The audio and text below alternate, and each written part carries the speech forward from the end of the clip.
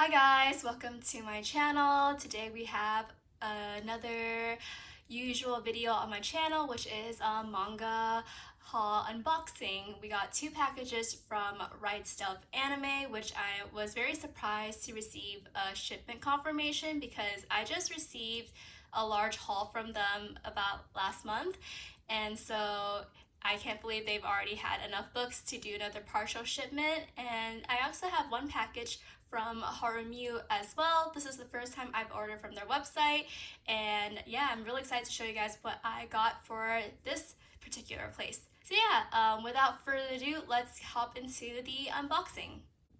Alright, so the first box we're going to be looking into is this box from Harumio.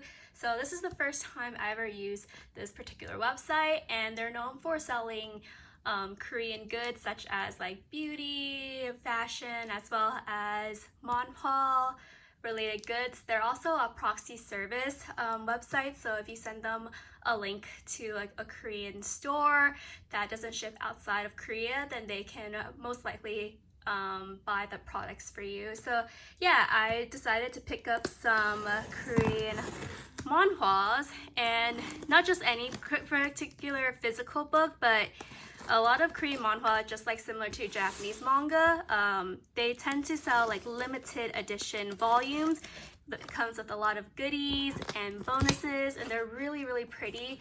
So I decided to pick up a limited edition for one of my favorite series. So I have just taken the bubble wrap off, and this is what I got. Look at these boxes, they're so cool. Anyways, if you made a purchase over $100, they give you like a freebie sticker sheet, or I believe a K95 face mask, but I wanted this sticker because it's so cute. And I have tons of masks at home anyway, so I didn't need a freebie mask. Alright, so I took the plastic off the boxes, and here it is. Before I actually go unbox the two limited edition, I want to show you guys the first volume limited edition as well. So here it is. This is the first volume. So this was a pink theme version, and I could just swiftly through like the content. There's like a bookmark, mirror, acrylic stand, some stickers, and the first volume. So that's, yeah, lots of really cool freebies in these little boxes, and by freebies I mean inclusions. But if you guys don't know, this series is called Flirting with the Villain's Dad. It is officially translated digitally by Tapas, and so you can read a chapter every week. It's currently on season 3, but the way they split the manga physically, it's a little bit different. So I think they split like one season in like digital form to like 2 to 3 volumes physically, so it is a little bit shorter. This is volume 2 limited edition, which is this green box right here, and this is volume 3 limited box, which is a blue theme. So let me just put the third box to the side, and here it is. So just to give you guys a background context of this series, we follow a girl named Yona, and she's been transported to a novel that she's read. So it's like an isekai story. It doesn't explicitly tell us why she's been transported, but I'm assuming she gets hit by a truck somewhere along the way, and so she's been isekai to her favorite novel. So in this particular novel, she's actually transported 20 years to the past, before the novel actually sets place, but essentially she's there to prevent a catastrophe from happening, and that's the reason why she has to flirt with the villain's dad, because the villain's dad will be married to a particular person, they'll have a kid, and their son will basically be raised into this like evil cult, and he will basically like hurt the main characters in the novel, which is the kids of her sisters. So yeah, the main character is basically trying to prevent these events from happening 20 years before the novel sets place. And yeah, I really like Yona. She has a really cool personality, funny. I also like the main lead, Uridian. He is very handsome, very sweet, but yeah, I just love their chemistry together. So yeah, now let's get into the unboxing. But here is the front and the back. It's upside down, unfortunately. Sides, if it can focus. Oh, other side, and then the top, and then the bottom. Okay, so yeah, I just love how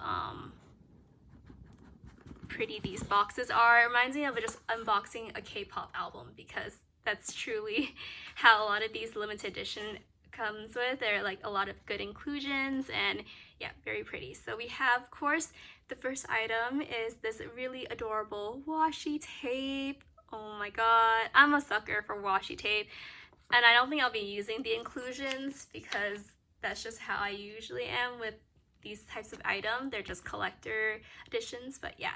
So here is a bookmark of the female lead's sister. So pretty.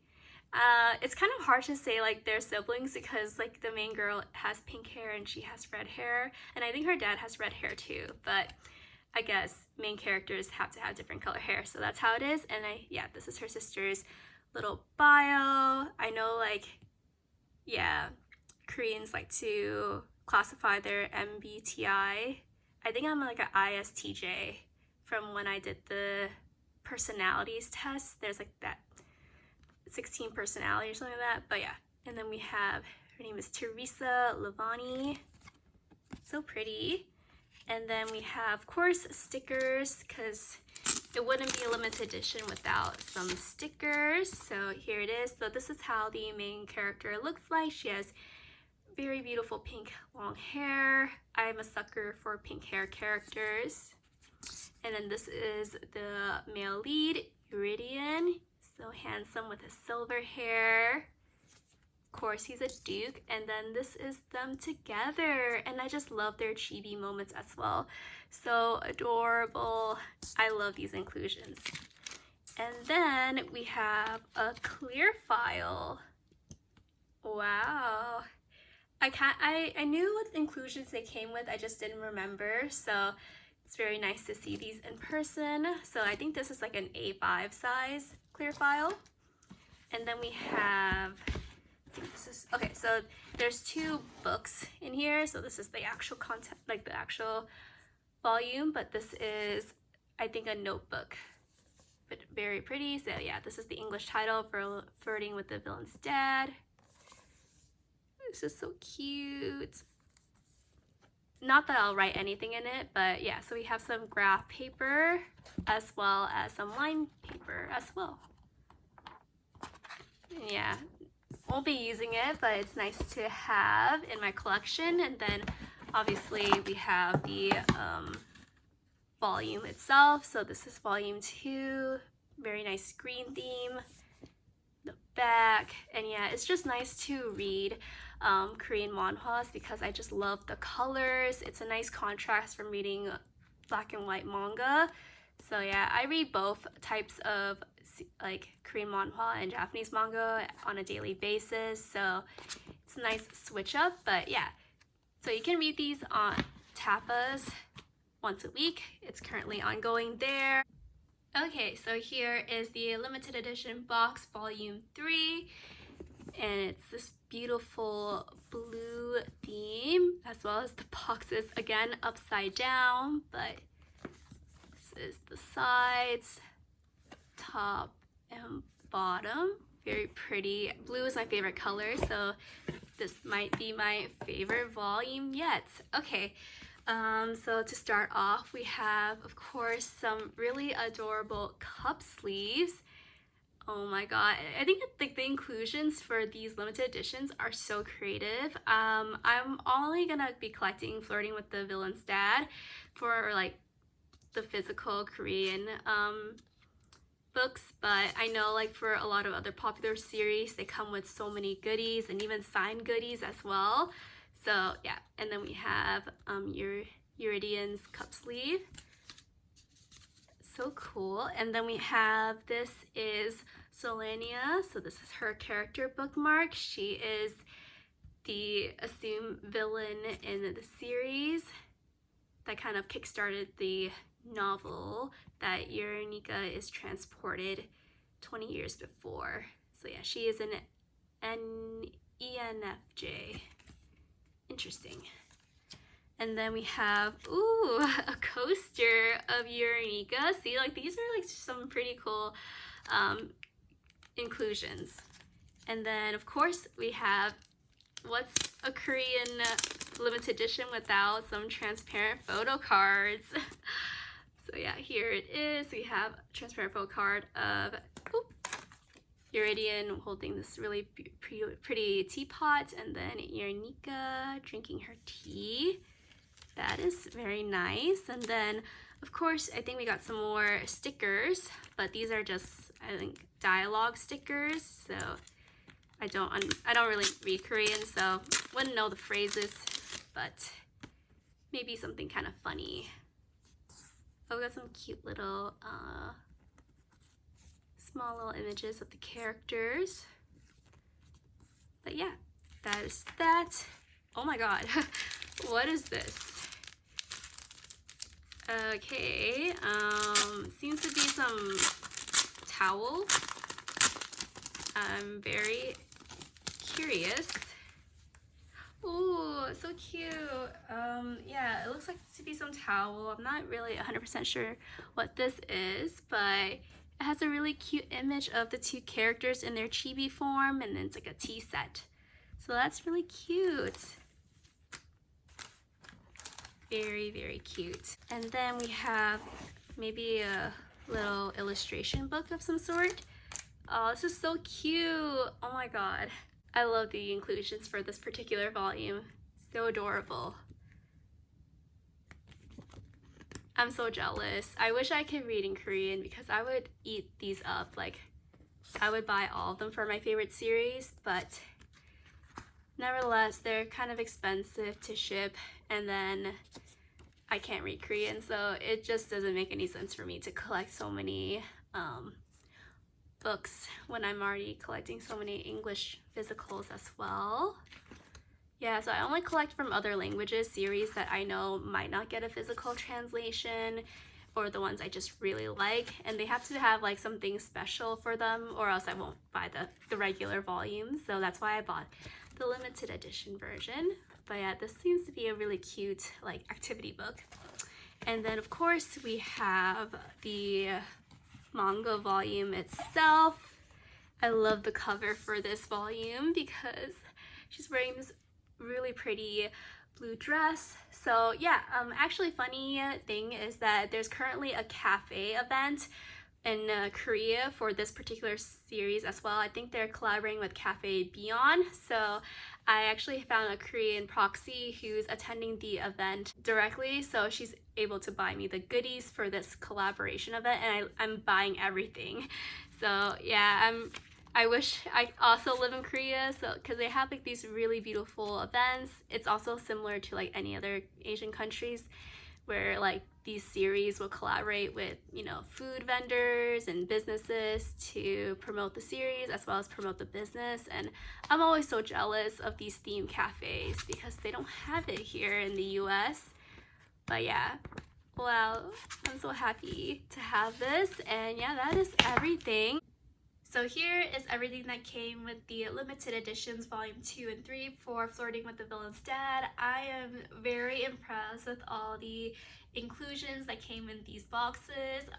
Very impressed. I just really love how much variety of different things that came with just, you know, with the volumes themselves. I find them very creative, and it just reminds me like I'm unboxing a K-pop album, but with more stuff that I have never seen before. So yeah, I hope you guys enjoy my little spiel on Flirting with the Villain's Dad, and let's head on to the Right Stuff unboxing now.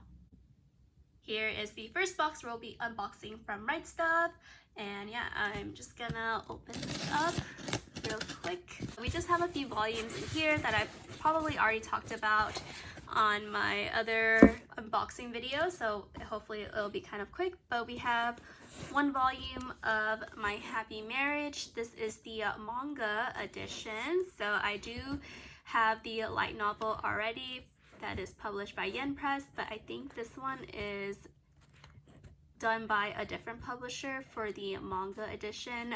I usually don't collect both editions when it comes to like light novel adaptations, but I really love the art for My Happy Marriage, and so I just had to get this one as well. So this is from Square Enix. publishing company. So yeah, I really love the art. I'm so excited for the anime that's coming out next year. So the next 2 volumes I want to talk about is Lovesick Ellie. We have volumes 5 and 6. I love the art for this series so much, and the plot of the story is definitely one of its kind. So basically you follow a girl named Ellie, and she basically like has this Twitter where she like posts about her like perverted desires or her relationship desires, and she gets found out by this particular guy who she like idolizes, but he's actually a little bit more different to what she had fantasized about. So yeah, I really love this story a lot. It's been a while since I've completed the story because it was originally fan scanlated and then got picked up officially, so I did read the fan scanlation first, but I'm really excited to probably reread the story once it is completed physically. So yeah, that is that. Love the art. The mangaka has another ongoing story that's also very wholesome as well. But yeah, I just love how fast their relationship develops, and yeah, I think it's like a really quick romantic comedy series. Lots of funny moments, and they're just so cute together. And yeah, that is Lovesick Ellie. And then we have 2 volumes of volume 8 of Spy Family. I bought this because my friend and I collect Spy Family, so whenever I get a new volume of Spy Family, I get one for hers as well. But yeah, I've been really enjoying the series because I am watching the anime that is currently airing. Core 2 has been so good, and I'm really excited for the other chapters they'll adapt during the second half of season 1. But yeah, I'm very happy to have volume 8. And they actually just released the new Japanese volume for volume 10, I think, of Spy Family, and the covers is just of Child Lloyd is so cute. Okay, so next on we have is volume 15 of Bungo Stray Dogs. So yeah, I have not, since my last unboxing, have not read the manga because I decided that I'm not gonna read the manga and I'm gonna continue watching the anime since season 4 is confirmed. We actually just got our new teaser visual for season 4, and I'm super stoked. So yeah, I can't wait to continue watching the series. I love the supernatural elements and following the characters as they interact with all of these different villains that are based on these historical figures, and it's really cool. Anyways, yeah, very stoked. I actually just bought a Daisai Nendoroid as well. They finally re-released him, and I just find it so funny because there's this particular Daisai pose of this Nendoroid where you can see his leg and it's like on a pedal, and I think that's just so adorable and funny. So yeah, very happy to have that. And then here we have 3 volumes of the Apothecary Dairies, 4, 5, and 6. So let me see if I can kind of show you guys this. So yeah, the covers of Apothecary Dairies is so pretty. And yeah, I finally caught up with the manga recently digitally, and oh my god, volume 6 ending was such a cliffhanger. Yeah, if you know what you know, but I was so shocked at the end of volume 6 that I ended up looking for, because like Apothecary Diary is based on a light novel, and so I found that there was a fan scanlation team that was translating the light novel, and it's already at volume 10, which means the manga is quite behind compared to like the light novel series. So I did end up picking that up, and I am now caught up with the light novel, and it is so crazy. I just love the story so much. We follow a girl named Mao Mao, and she's basically, we'd say, an apothecary, studies medicine, and essentially she works at this palace because one day when she was trying to find some herbs, she gets kidnapped by these people and sold to the palace courthouse. And so she ends up having to work there and basically utilizes her intelligence to solve different crimes and situations at the palace itself. And I just love Mao Mao so much. She is very intelligent. Honestly, one of the best female lead characters I've read in a while. She doesn't really do anything annoying, and she's just so smart, and I just love reading characters like her. And I just love the style of it too. As you can see, it's like court style, palace style. Reminds me of like Chinese dramas. And so yeah, love this story. It's very refreshing. I love the characters and the mystery that surrounds the series as well. That's everything for the first box, and let's hop to the final big box now. Alright, so here is the final box of our haul. We have this huge last box to unbox from RightStufAnime, so let's just open it. So here it is. Wow, so many cool variety of different series. So let's just go from left to right. So we have the 4th volume of MXTX Heaven's Official Blessing. This is the 4th volume everyone has been talking about on Twitter for its very interesting cover. But yeah, it's so beautiful. I can't wait to read this entire story once I get the entire physical translation. I read the fan scans a few years back, but now that it's officially translated by 7 Seas, I haven't really had the motivation to reread the story yet. It is one emotional story, especially with the upcoming arcs that's going to happen, and so I can't put myself to reread that again and wait for like the next volume to come out. So I'll just binge read it once I get the entire physical translation. So yeah, I'm very excited. It's a beautiful series. Also, I am just been waiting for season 2 of the Danme to come out, and also the live action for the series to come out, but due to the censorship in China, I think all the adaptations for the series has been under review. So I don't know, my hopes are dwindling by the day, but I really hope we get the adaptations to be released soon. And also, talking about the series, I actually have some very exciting merch to unbox for the series, I think coming up with the next month or so, because your girl did splurge a little bit on Heaven's Official Blessing figures. And so yeah, I'm very excited to show you guys what I have bought on Taobao using Super Buy Proxy. So yeah, very excited. So that is Heaven's Official Blessing Volume 4. And then next we have is 2 volumes of Summertime Rendering. So here we have this beautiful cover of Volume 6 of Shinpei and Ushio, and then also Volume 5, I think her name is Tokyo.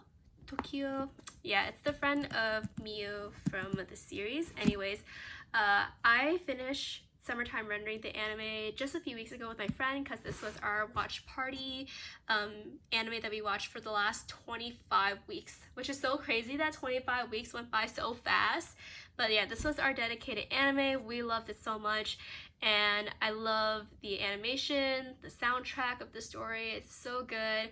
And yeah, now I just need to read the manga and see how it differs from the anime, of course. I heard there's some changes that they did here and there.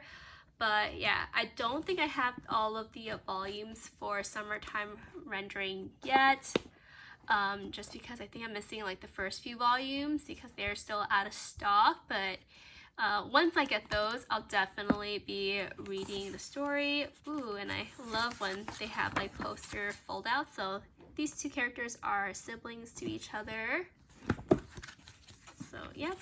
So that's volume 5, and then we have volume 6, the final volume, and these are omnibus edition, which is why they're so big. But they're not very heavy where it's like hard to read these omnibus edition, because sometimes omnibus edition tends to be a little bit heavier and they can be kind of burdensome to read. But I think this is definitely like the right size and weight for the omnibus edition. So I'm really excited to pick up the manga once I have all the volume. I think Udon Entertainment has done a great job with these physical prints as well.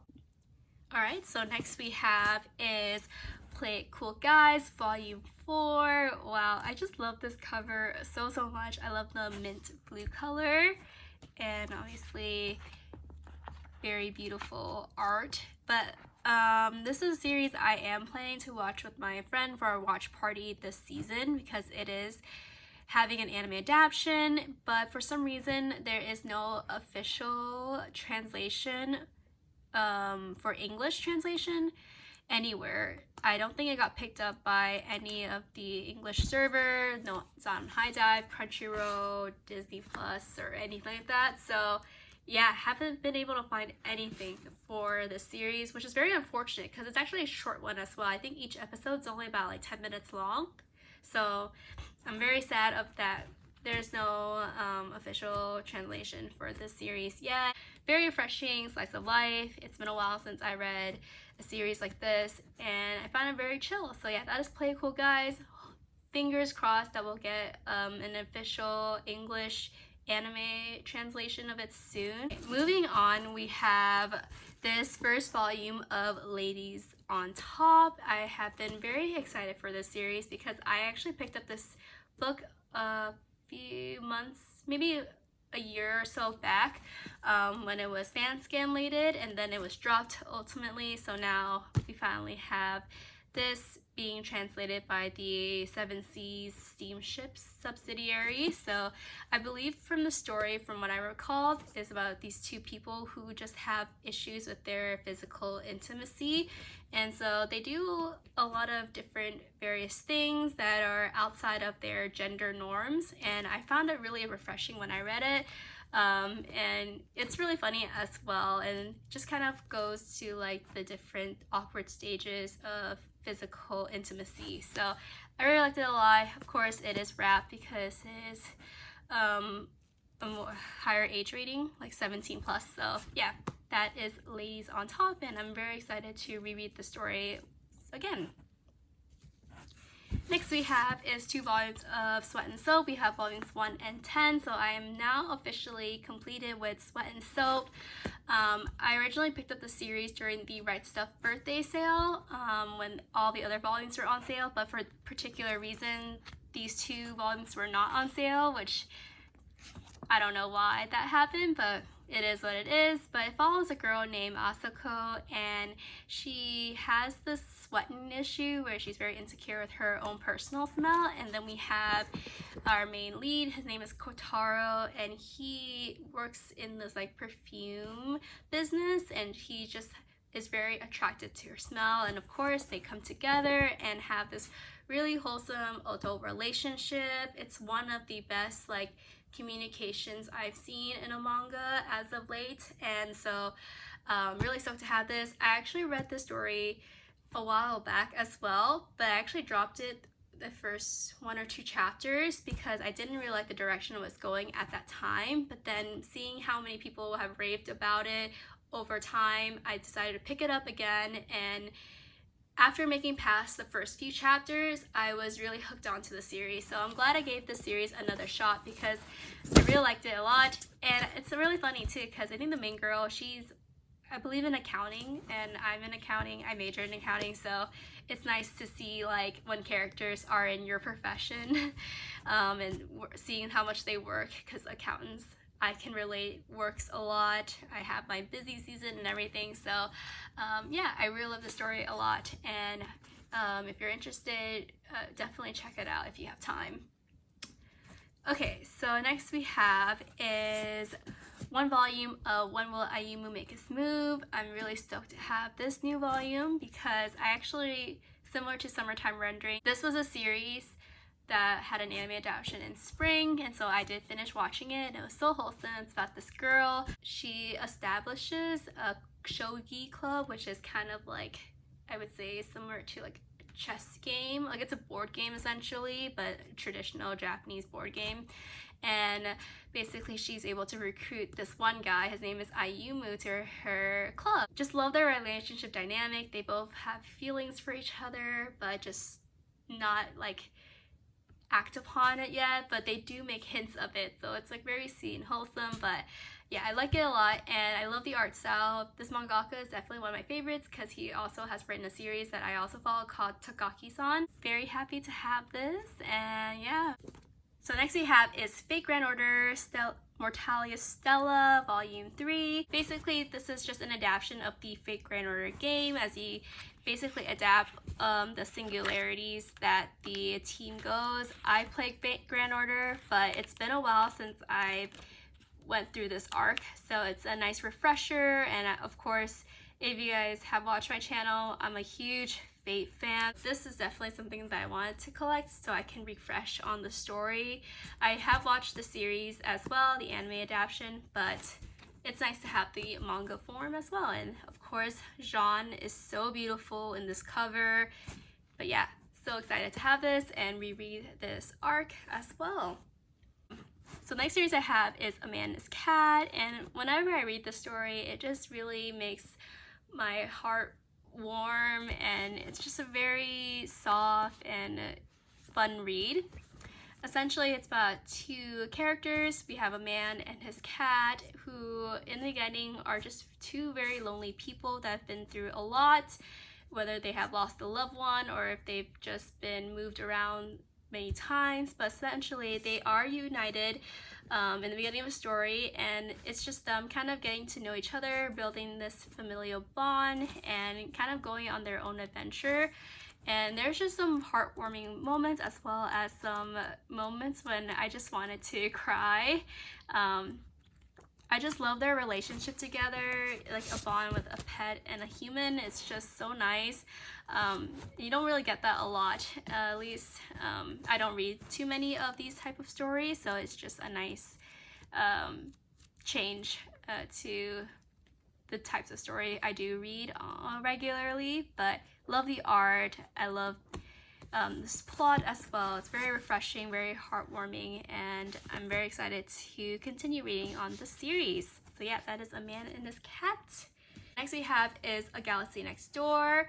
To be honest, I haven't actually read the story or not really know the plot as well. I'm kind of going into this blind, but it is written by a mangaka I have read works of. She's written a story called Sweetness and Lightning, which is a wholesome father-daughter series that kind of aims around them cooking together. But yeah, I just saw that this was slated for an anime adaptation next year as well, so I was like, you know what, I'll just see if I'll check the anime first or read the manga first, and hopefully I'll enjoy it as well. But it looks to be very wholesome and the art looks very pretty, so I'm very excited. But yeah, that is A Galaxy Next Door. Sorry I couldn't provide any additional context to this series, but it looks very promising for me. Alright, so the next volume we have is volume 10 of Shikimori's Not Just a Cutie.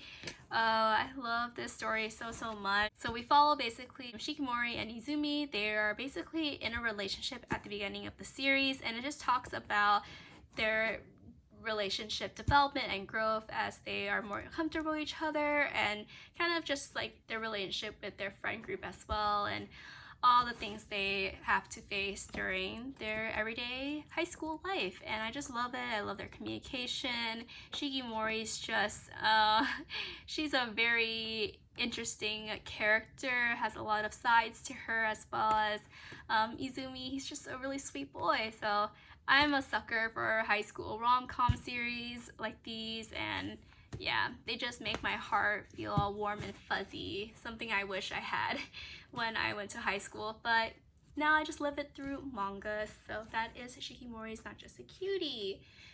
Moving on, we have one volume of Something's Wrong with Us. This is definitely anticipated volume, as I always feel like very intrigued at the end of each volume. Like there's always some sort of mystery or cliffhanger that doesn't get resolved until the next volume. So I think the mangaka has done a great job kind of putting these placements of having a mystery right at the end or some sort of like cliffhanger. But yeah, so basically it's about this girl, and she is on a revenge quest essentially because her mom was framed of murder. That is volume 10 of Something's Wrong with Us. So the next series we have is Yona of the Dawn, volume 14. Very nice to have another volume that has been out of stock for quite a while. So it looks like Showa is still doing some good work on reprinting these out of stock books for Yona of the Dawn. Thoroughly enjoying it a lot. I definitely need to catch up with it because it's also been a while since I read the series. So yeah, nothing much else to say, but I'm just very happy that we're making our way through getting all the earlier volumes in my collection. So yeah, that is Yona of the Dawn. I love the dragons. They're so handsome and cute in this cover right here, and then Yona looks so pretty in this back cover. So yeah, that is Yona of the Dawn, volume 14. Alright, so the last series I kind of wanted to do more of an in-depth talk about is Descending Stories, Showa, Genroku, Rakugo, Shinju. So before I actually talk about the story, I want to talk about why I was able to find this particular series. So currently I am reading this weekly Shonen Jump series called Akane Banashi, which is about a girl who is performing Rakugo after her father gets basically not accepted to this Rakugo school and not ends up being promoted as Shinichi. So I am a big fan of Akane Banashi. I look forward to reading it on the Manga Plus app every week. And so during one of the Reddit discussion threads, someone mentioned that there was another story about Rakugo that has an anime adaptation as well as a manga. So I was like, you know what? Since Rakugo is something that I felt like I wanted to see like kind of live and animated, I decided to pick up and start watching Descending Story. So that's how I was able to pick up Descending Story, thanks to the Reddit comment on one of the Akane Banashi chapter posts. So yeah, I am very happy to got into the series because it is super good.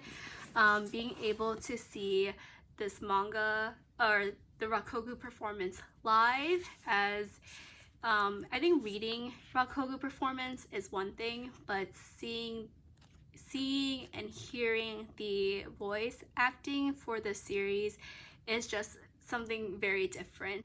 So as I mentioned, Rakugo, if you guys don't know what that is, it's basically a Japanese version of like a one-man show. This one person performing a particular story. They act as various characters, and usually these type of stories have some sort of theme and plot to it, and it's kind of just like a storytelling basically. But I really liked a lot. There's actually one particular Rakugo performance that is done both in Descending Story and currently the ongoing Akane Banashi. One of the stories called Jumugu, which is about a boy with a very long name. And it was just nice to see the contrast of how this performance is delivered, because obviously these Rakugo performance, even in the stories itself, while there's like one story that they can perform, it can be performed in various ways based on the particular person kind of telling the story. So it was nice to see the contrast between Akane performing Jugumu as well as Descending Story perform Jugumu as well. And so yeah, I really enjoyed it, seeing how like the story panned out. But essentially, now onto the actual Descending Story plot. We actually follow in the beginning of the story a man named Yotaro who has just been released from prison, and he's on a mission to find a particular person. And when he finds him, he meets this guy named Yakumo, and Yakumo actually performs a Rakugo performance. I believe it's called like Shinigami. And so after seeing that performance, Yotaro was just so inspired that he wanted to learn the art of Rakugo. And Yakumo, who he wants to be his master, has never taken an apprentice before. And so after some very interesting convincing and persuasion, Yakumo ends up letting Yotaro stay in his home and learn the art of Rakugo from him. And there you get a whole slate of backstory and different character plots throughout the story.